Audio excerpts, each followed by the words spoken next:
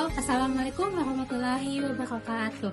Hari ini kita akan membahas sesuatu yang katanya sih berat banget, tapi tenang, walaupun terdengar ribet, kita akan jelasin dengan cara yang lebih ringan, jelas, dan pastinya gak bikin ngantuk. Bener banget. Topik kita kali ini adalah epistemologi. Tenang, meskipun namanya susah, isinya seru kok. Yuk langsung mulai saja ke dalam pembahasan Cikidot. Baik, pada kesempatan ini saya akan membahas salah satu materi pokok yang sangat penting, yaitu tentang epistemologi.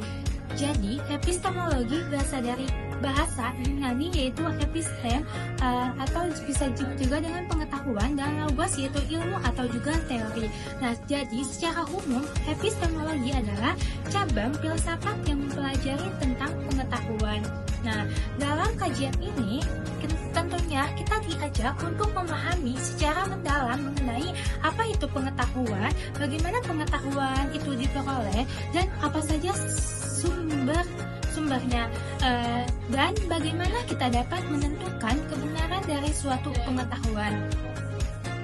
Nah, epistemologi ini tuh fondasi penting dalam filsafat ilmu, karena disinilah kita mulai berpikir, apa sih yang bisa kita tahu, dari mana taunya, bisa dipercaya atau enggak sih? Dan sebenarnya kalau kamu pernah ngeraguin jawaban ujianmu benar atau salah, atau tiba-tiba kamu mikir, jangan-jangan aku salah selama ini. Nah, tanpa sadar kamu juga udah mikir secara epistemologi. Epistemologi mengidentifikasi beberapa sumber utama pengetahuan, yaitu pertama, empiris atau indera. Pengetahuan yang diperoleh melalui pengalaman dan pengamatan secara langsung, contohnya seperti ilmu sains. Yang kedua adalah rasional atau akalan.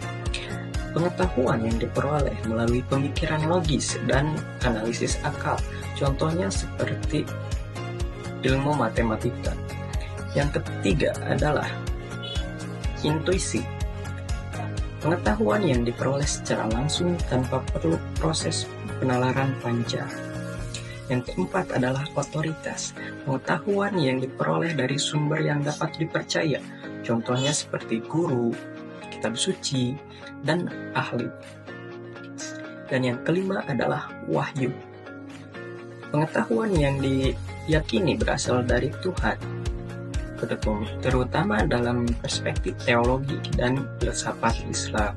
Nah, selanjutnya dalam epistemologi terdapat beberapa teori yang menjelaskan konsep kebenaran, yaitu ada satu teori korespondensi, yaitu kebenaran adalah kesesuaian antara kenyataan dan realitas.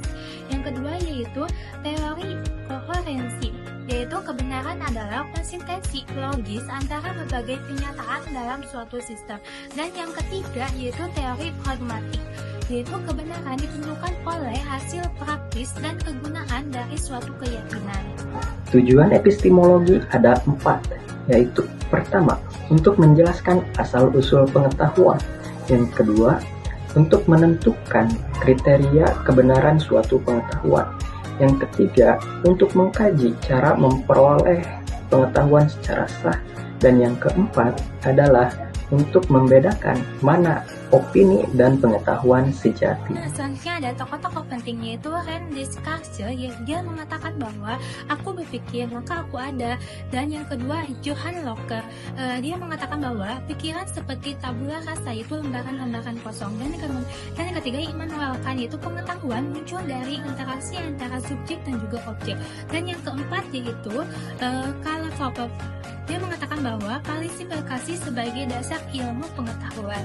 Selanjutnya ada tokoh epistemologis dalam filsafat Islam, yaitu ada Al-Ghazali. Pengetahuan sejati datang dari cahaya ilahi. Dan juga ada Ibnu Sina, kombinasi antara akal dan juga wahyu. Yang ketiga ada Ibnu Rushd, yaitu akal adalah alat penting untuk memahami wahyu. Baik, kita sudah sampai ke dalam kesimpulan. Jadi kesimpulan tentang epistemologi membantu kita memahami proses memperoleh pengetahuan, menilai kebenaran, dan mengenali batas dari apa yang kita ketahui. Dengan mempelajari epistemologi, kita